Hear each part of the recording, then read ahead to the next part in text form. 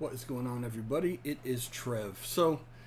This is a brand new channel for me, and this is my first video for this channel. I don't know how it's going to work out.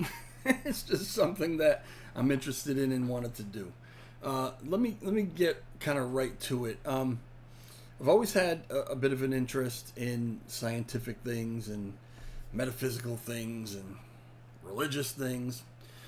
There's this show, Closer to Truth, that if you're watching this video, you're probably already familiar with it, that I have followed for years. Actually, back when I could watch it on my local PBS station, and then it disappeared for a while. I couldn't find it anymore.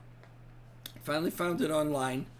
They have a pretty big presence now on YouTube, and there are a lot of full-length interviews as well as little clips and such.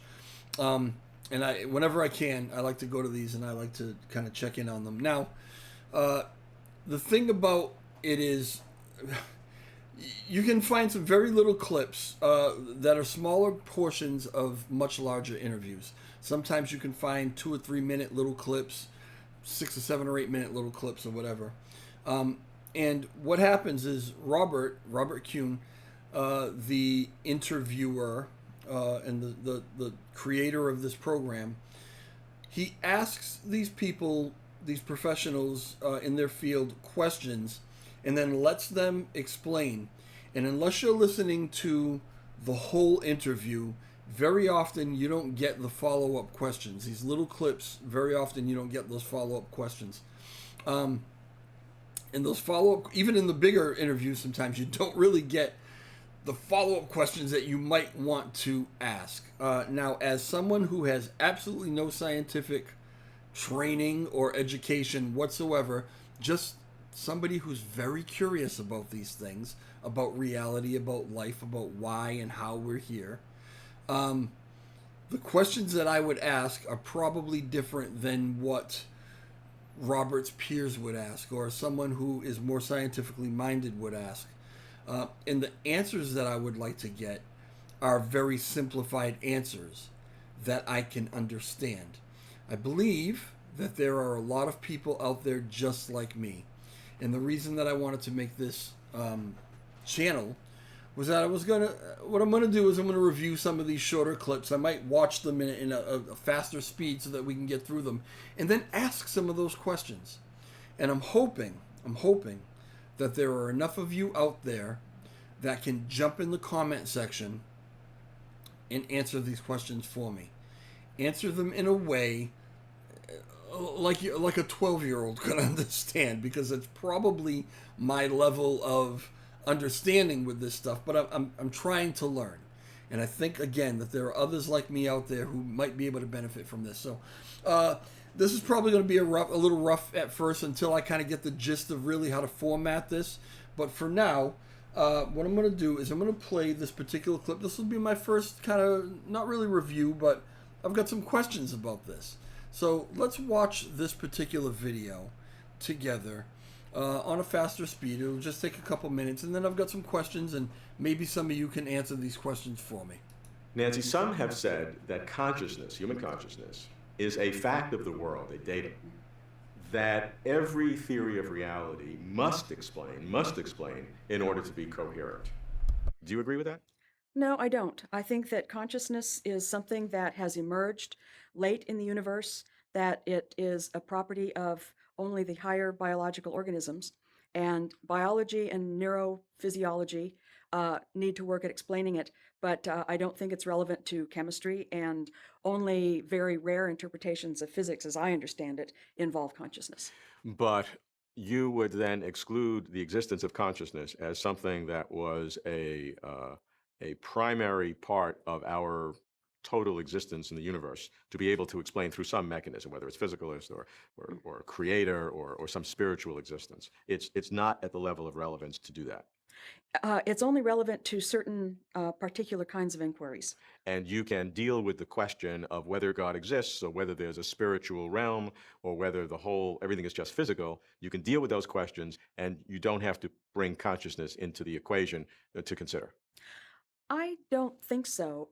Of course, if you weren't conscious, you wouldn't ask the question whether God exists or not. Sure, understand But I don't think that the existence of consciousness is itself a necessary step in arguing for the existence of God. Which means that consciousness is a derived quality from other things, and it's not Yes. a primary quality. If it were a primary quality, then you would have to explain it in your total explanation. It just depends on what kind of explanation you're trying to give.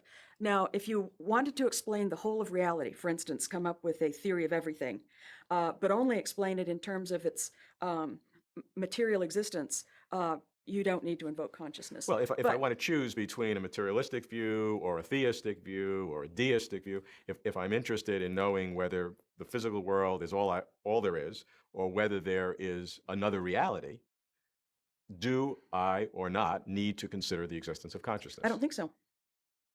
Great. Okay. All right. Let me just make sure that that's not going to just roll on me. All right. I feel like Nancy kind of contradicted herself. And it could be that I'm just not really understanding what it is that she's saying or where she's coming from. Maybe there were some additional questions that were asked that were kind of edited out that maybe would have explained this to me. But Nancy said that first, in order to ask the question whether or not there is a God, you have to obviously have consciousness.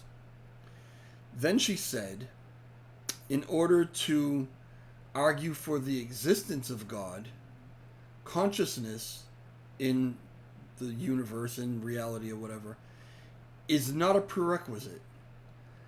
I don't see how these two things jive together. I don't get that. So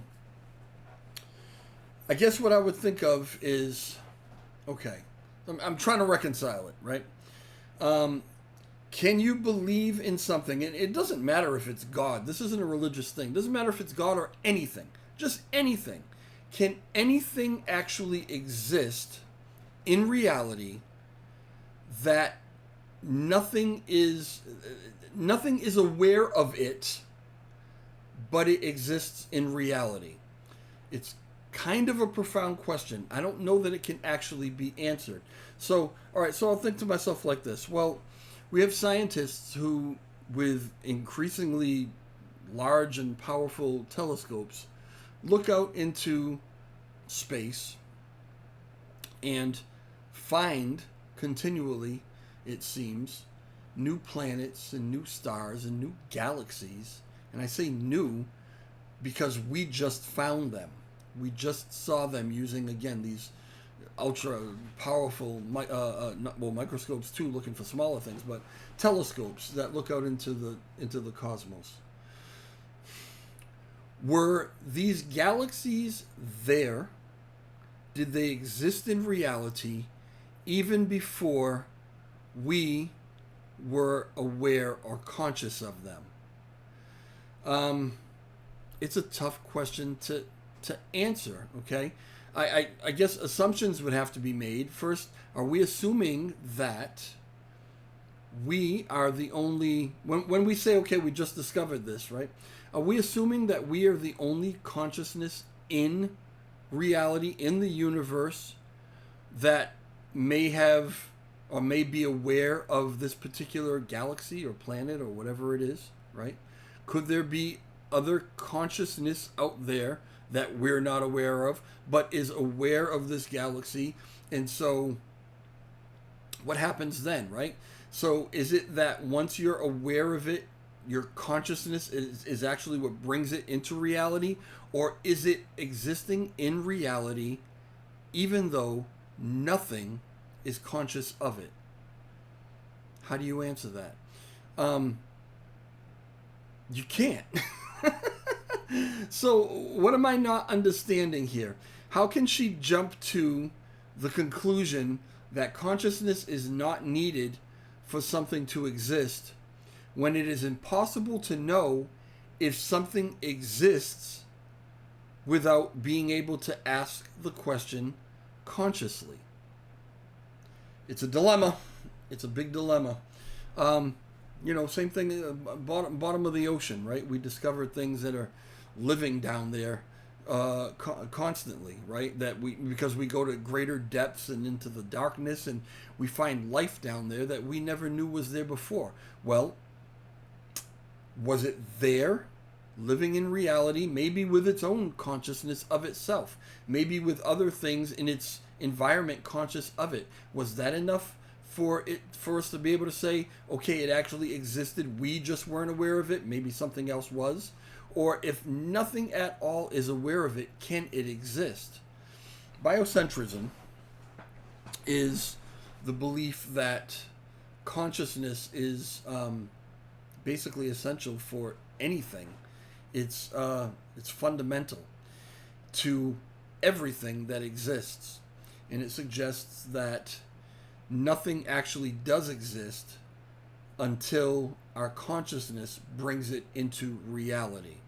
Okay, so our scientists finding things on the ocean floor, finding things out in space because they are consciously expecting to find it, and so that conscious expectation brings it into reality, and now it does exist. I don't know. Which way is it?